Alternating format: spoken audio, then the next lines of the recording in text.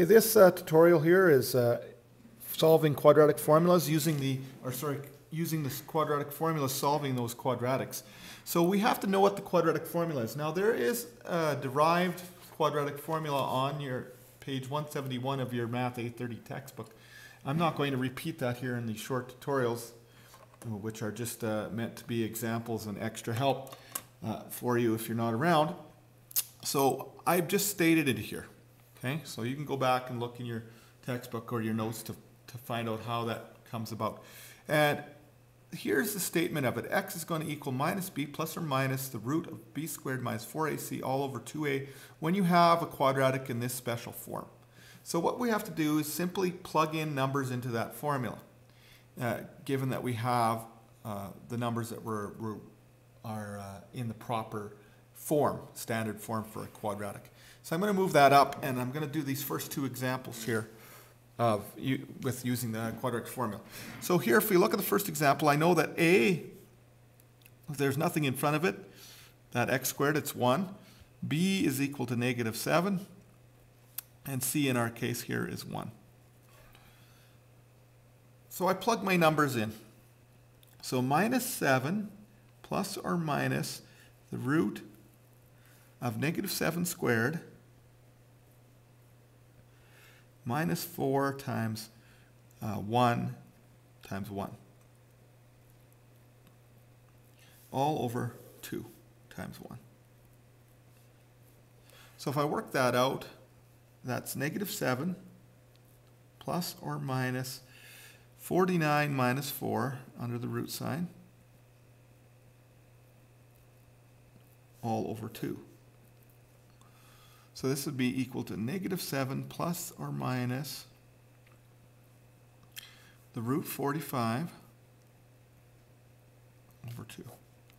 So I can reduce root 45 by taking, that's 9 times 5, so if I reduce that, this becomes negative 7 plus or minus, take the 9 times 5 under there, so that'd be 3 outside of the root sign, root 5 over 2.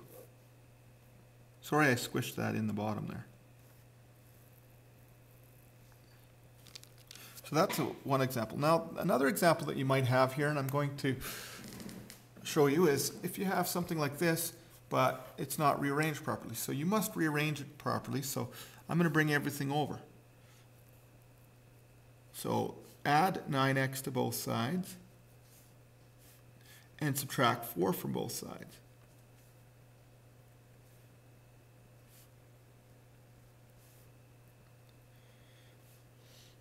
Okay, now that you have that, it's going to come out in the proper form. So again, A is equal to 5 in this case, B is equal to 9, and C is equal to negative 4 this time. So if I plug that into my quadratic formula, negative 9 plus or minus 9 squared minus 4 times, in our case, 5 times negative 4 for the C, all over 2 times 5. So that works out to be negative 9 plus or minus the root of 81. And if you look at this, it's negative 20 times negative 4, which would be positive 80. Over 10. So we end up getting negative 9 plus or minus the root of 161 over 10.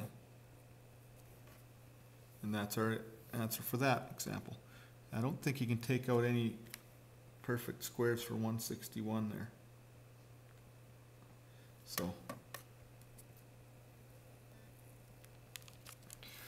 that would be our example. Now I'm going to show another example of a couple examples on the second page, just making sure I've got enough time. Okay, if we have, I'm going to show an example with a fraction and also an example that's incomplete, but still can be done using the quadratic formula method. Okay, so here's an incomplete example. If you don't have an x term, you just subtract 7 from both sides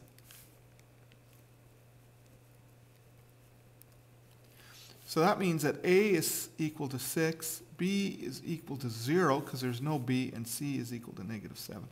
So we could still use the quadratic formula if we don't have a middle term. So this is minus 0 plus or minus the root of, in our case it's going to be 0 squared minus 4A is 6 and C is negative 7 over 2 times A, which is in our case still 6. So if I work this out, this becomes, this is just 0 out there, so negative 0 is still 0. It's plus or minus, and the root of, well, we have to multiply that all out. Negative 4 times 6 times negative 7. And then that's 168.